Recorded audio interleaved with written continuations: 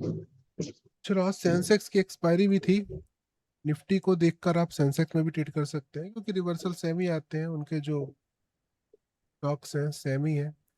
तो यहाँ पर शुरुआत करते हैं 9/16। मार्केट की शुरुआत जो हुई आज गैप अप ओपन से हुई। गैप अप ओपनिंग के बाद सबसे इंपॉर्टेंट होता है, जब भी मार्केट गैप अप ओपन होता है मोस्टली मार्केट रिवर्सल करता है, अपन ने ऐसा देखा है। लेकिन सबसे पहले जो हमारी नजरें जानी चाहिए वो जानी चाहिए कि गैप अप होने के बाद इमीडिएट एक्शन क्या आ रहा है। तुरंत में हमने देखा कि तीर तो बेरिस आया, बट यहाँ पे अच्छा खासा वॉल्यूम ऊपर की तरफ हमको आते दिखाई दे रहा था। इमीडिएट में अपन कुछ खास देख भी नहीं सकते अभी, बराबर का ही डेटा रहता है। थोड़ा सा डेटा इंक्रीज होगा तो और भी चांसेस पता चलेंगे अब हमको।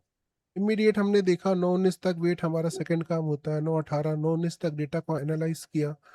देखने को क्या मिला कि इंट्राडे और ओपन इंटरेस्ट तो बुलिश थे, लेकिन वॉल्यूम जो है वो बेरिश है। और इंट्राडे बुलिश है अगर, तो उसका क्रॉसओवर हमारा पहला सपोर्ट होगा विद 100% ओपन इंटरेस्ट या वाई चेंज, क्योंकि हमको 24,100 पर नजर आया। ये लाइन भी हमने खींच दी। यहाँ पहला रेजिस्टेंस था जहां से, सॉरी सपोर्ट था, जहां से मार्केट को रिवर्स होना चाहिए था।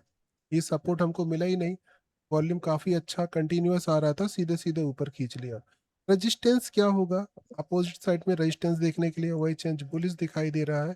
पहला क्रॉसओवर हमारा 150 पर है, तो 172 पर हमने ये लाइन खींच दी। मार्केट यहाँ से रिवर्स भी हुआ, लगभग 40 पॉइंट का रिवर्सल भी आया। उसके बाद दोबारा ऊपर जाके इसी रेजिस्टेंस के पास पूरा का पूरा साइडवेज हो गया, और बहुत देर साइडवेज रहा। मतलब अगर कोई ने दोबारा एंट्री भी की होगी यहाँ से, दोबारा भी रेजिस्टेंस तो टूटा नहीं था उस समय, तो अगर दोबारा एंट्री भी की होगी तो डेटा के चेंजेस को देखते हैं कि क्या मार्केट बुलिश साइड दिखाने लगा था या नहीं, क्योंकि मौके बहुत दिया है निकलने के, बार बार तोड़ा है। लास्ट टाइम जो है 10:40 ऐसी जगह है जिसके बाद मार्केट रिवर्स नहीं आया, ऊपर गया है। तो इस समय का एक बार डेटा भी आपको दिखा देते हैं, ताकि ये भी आपको दिखते बनने लगे कि मार्केट किस तरह से बुलिश या बेरिश दिखाई दे रहा है। देखो, सबसे इम्पोर्टेंट बात कि एक बार रिवर्सल इस जगह से आ चुका है, तो ऐसे में दोबारा में तो ऑटोमेटिक वो रिस्की होता ही है। और अब अगर हम लोग डेटा को एनालाइज करेंगे ध्यान से, तो वॉल्यूम ओआई ओआई चेंज सब कुछ बुलिश भी हो चुका है, और इस रेजिस्टेंस ने अपना काम कर दिया है। और अभी क्लियरली दिख रहा है कि हमारा जो नया सपोर्ट है 177 है। 177 जो जगह आपकी रेजिस्टेंस थी सपोर्ट बन चुकी है, और आपको आराम से वो एंट्री दे रही है ऊपर की ट्रेड करने के लिए। तो अगर आपने नीचे की भी थी तो आप उसको अलग करके बड़े इत्मीनान से ऊपर की ट्रेड कर सकते हैं।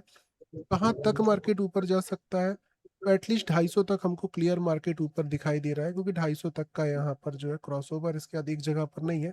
उसके बाद लेकिन चांसेस बुलिश रहने के कंटिन्यू बन सकते हैं। तो लेकिन रेजिस्टेंस हमारा जो नजर आ रहा था वो मैंने लाइन खींच दी, और वहीं से मार्केट घूम गया पूरा का पूरा। तो ये वाला डेटा इसलिए दिखा रहा हूँ क्योंकि मार्केट ने मौके बहुत दिए, और एक बार रिवर्सल दे दिया तो आपकी ट्रेड भी एक प्रकार से हो चुकी है। अगर आप नहीं कर पाए हो एक अलग बात है, बट इसने अपना ट्रेड कंप्लीट कर दिया है।